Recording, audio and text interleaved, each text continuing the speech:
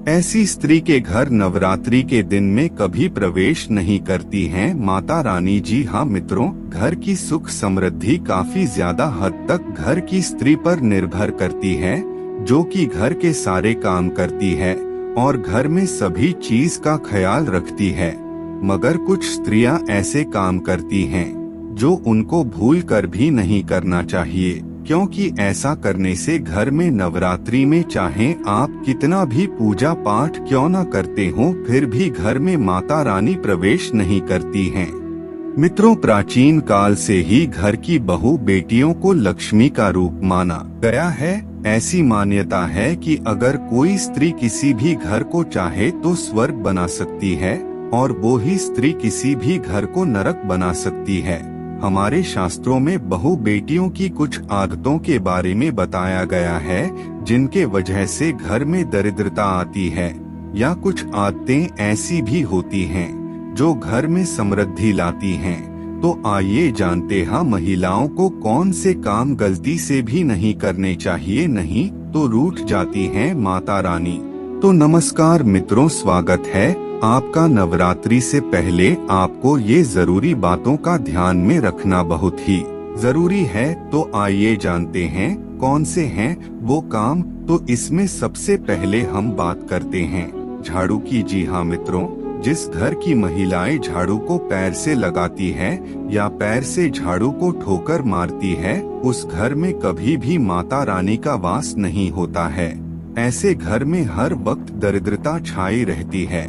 ऐसा माना जाता है कि झाड़ू में देवी लक्ष्मी का वास होता है।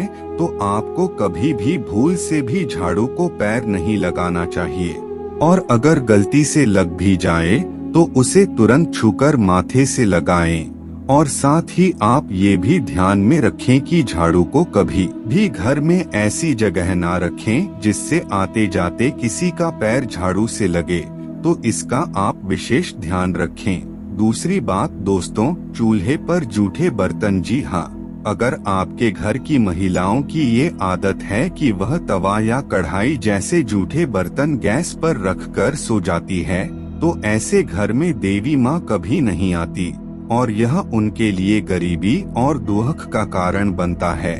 इसलिए रात को चूल्हे पर जूठे बर्तन ना रखें, उन्हें हमेशा साफ करके ही आप सोएं। इससे माता रानी प्रसन्न होती हैं और आपके घर को धन धान्य से भर देती हैं। तीसरी चीज है ठोकर से दरवाजा खोलना।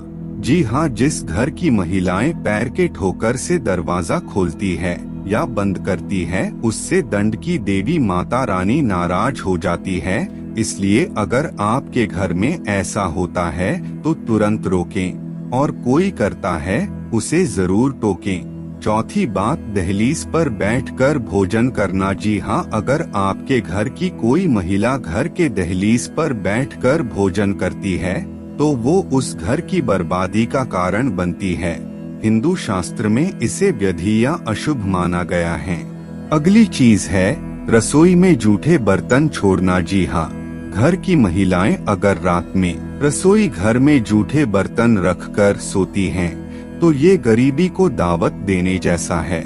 ऐसा न होने दें। घर में हफ्ते में एक बार समुद्रीय नमक से पोछा लगवाएं। ऐसा करने से माँ लक्ष्मी की कृपा आपके ऊपर बनी रहेगी। अब बात करें अगली, तो वो है शाम को झाड़ू लगाना। जी हाँ, जिस घर की महिलाएं प्रातः काल की बजाय रात्रि या शाम को झाड़ू लगाती है, उस घर में दरिद्रता आती है। इसलिए इस आदत को तुरंत छोड़ दें। अब बात करते हैं अगली, जो बहुत ही जरूरी है, जिसको आजकल ज्यादातर महिलाएं करती ही हैं, वो है देर तक सोना। जी हाँ, अगर किसी घर की महिलाओं को देर तक सोने की आदत हो तो वो उस घर उस परिवार के लिए अशुभ हो सकता है। देर तक सोने वाली स्त्रियां अपने पति और उसके परिवार और ससुराल वालों के लोगों की असफलता का कारण बनती हैं। तो ऐसा करना आज से ही छोड़ दें। घर की बहू या बेटी लक्ष्मी का रूप मानी जाती है। अगर घर की लक्ष्मी ही सोती रहेगी तो घर में खुशहाली कैसे आएगी।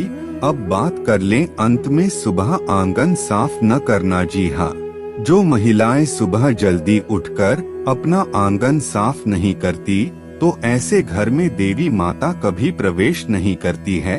घर की महिला को सुबह उठकर आंगन में पानी छिड़कना चाहिए और साफ करना चाहिए। उसके बाद रंगोली बना के देवी माता का स्वागत करना चाहिए। ऐसे में माता रानी घर में तुरंत प्रवेश करती हैं। तो इन चीजों को आप जरूर ध्यान में रखें नवरात्रि के दिनों में और साथ ही उसके बाद भी। तो बताई गई जानकारी आपको कैसी लगी? अगर अच्छी लगी हो तो वीडियो को एक लाइक जरूर कर दें और साथ ही चैनल को सब्सक्राइब जरूर कर दें। धन्यवाद। जय माता की।